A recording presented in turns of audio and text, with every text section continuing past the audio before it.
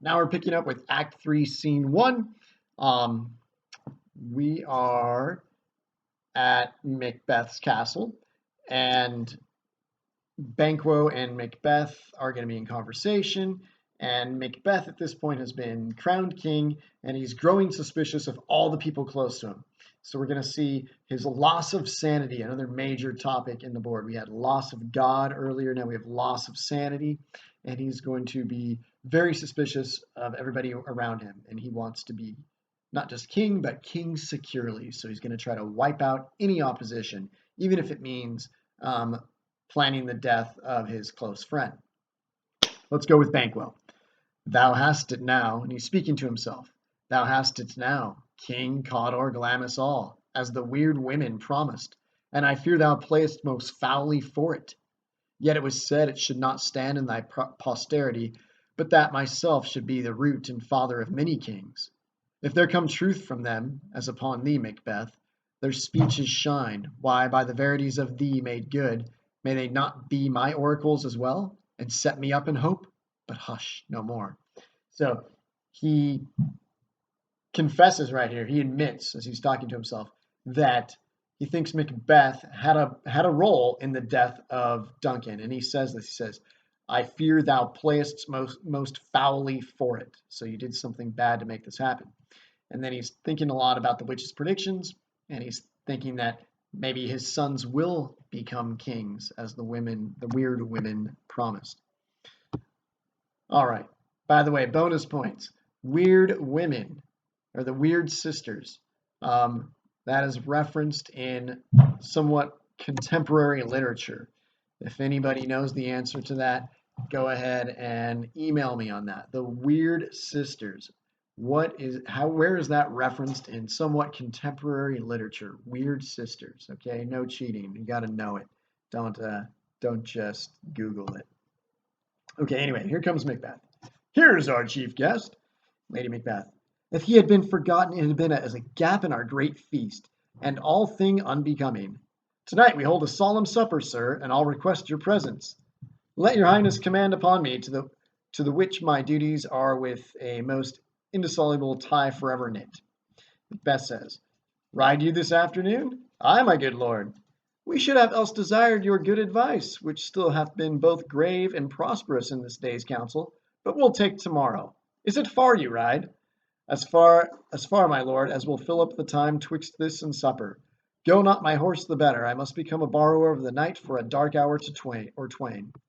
Fill not our feast, my lord, I will not. We here are bloody cousins, he's talking about Malcolm and Donalbain, are bestowed in England and in Ireland, not confessing their cruel parricide. Parricide means the killing of a parent. Filling their hearers with strange invention. So they're probably out saying that Macbeth had something to do with the death of their father.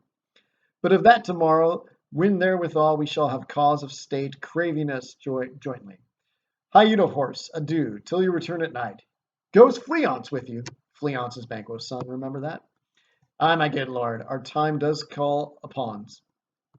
I wish your horses swift and sure of foot, and so I do commend you to their backs. Farewell. Banquo leaves. Let every man be master of his time till 7 at night, to make society the sweeter welcome. We will keep ourselves till supper time alone. While then, God be with you. Okay. So everybody leaves except for Macbeth and a servant. So there's going to be a big feast later on in this act. And Macbeth tells Banquo that he wants him to be at this feast. And Banquo says, sure, I'll be there, of course. Now he's going to be talking to a servant. Sirrah, a word with you. Attend those men our pleasure? They are, my lord, without the palace gate. Okay, so there's somebody waiting for Macbeth near the palace gate. Bring them before us. The servant leaves. To be thus is nothing. And here in this long soliloquy, Macbeth is going to be talking about how being king isn't enough. He wants to be a king without threats, and that is the reason why he's going to hire murderers to kill Banquo. To be thus is nothing, but to be safely thus. Our fears in Banquo stick deep, and in his royalty of nature reigns that which would be feared.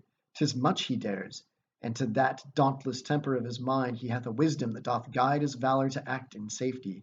There is none but he whose being I do fear, and under him my genius is rebuked, as it is said Mark Antony's was by Caesar. He chid the sisters when first they put the name of king upon me, and bade them speak to him. They then, prophet-like, they held him father to a line of kings.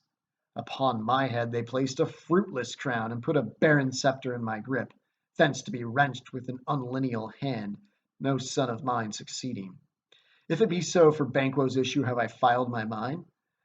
For them, the gracious Duncan, have I murdered, put rancors in the vessel of my peace, only for them, and mine eternal jewel given to the common enemy of man, to make them kings, the seed of Banquo kings. Rather than so, come fate into the list, and champion me to the utterance, Okay, so he's saying like the witches didn't promise that my children become kings. I've done all this. I've, been disloyal, and I've compromised my own integrity. I've racked my brain and killed the king, and all for what? So that Banquo's kids can become kings? No. Forget that. I'm going to go after him. So enter a servant and 2 murderers.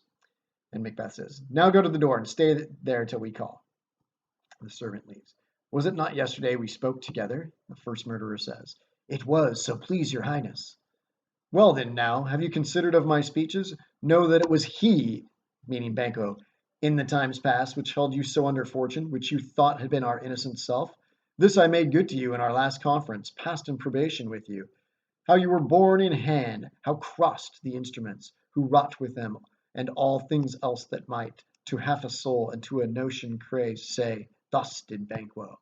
So he says that the murderers who are from poor and miserable circumstances, he says, that's all because of Banquo, not because of me. You made it known to us. I did so and went further, which is now our point of second meeting. Do you find your patience so predominant in your nature that you can let this go? Are you so gospelled to pray for this good man and for his issue, whose heavy hand hath bowed you to the grave and beggared yours forever? We are men, my liege.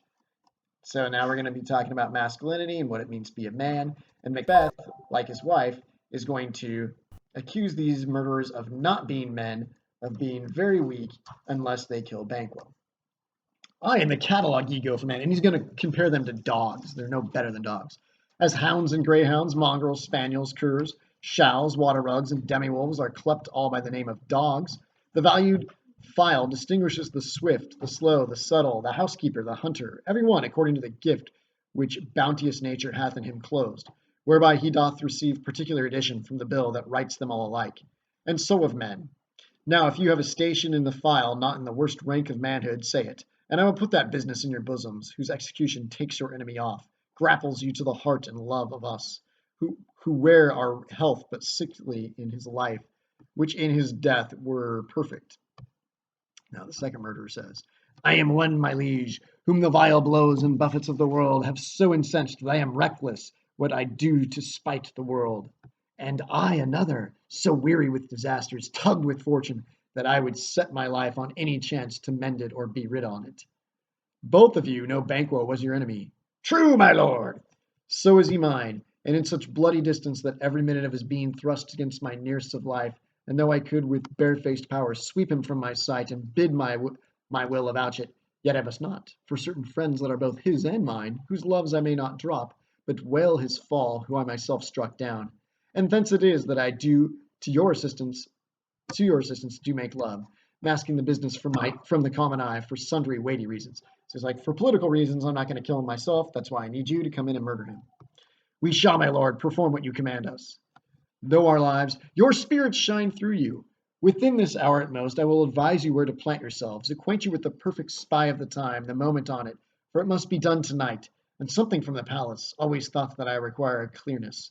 And with him, to leave no rubs nor botches in the work, Fleance, his son, that keeps him company, whose absence is no less material to me than his father's, must embrace the fate of that dark hour.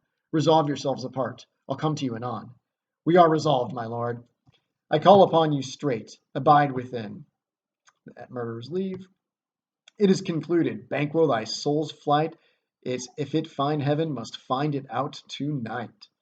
All right. So, basically, we find out that Macbeth has hired murderers to kill both Banquo and Banquo's son, whose name is Fleance. All right.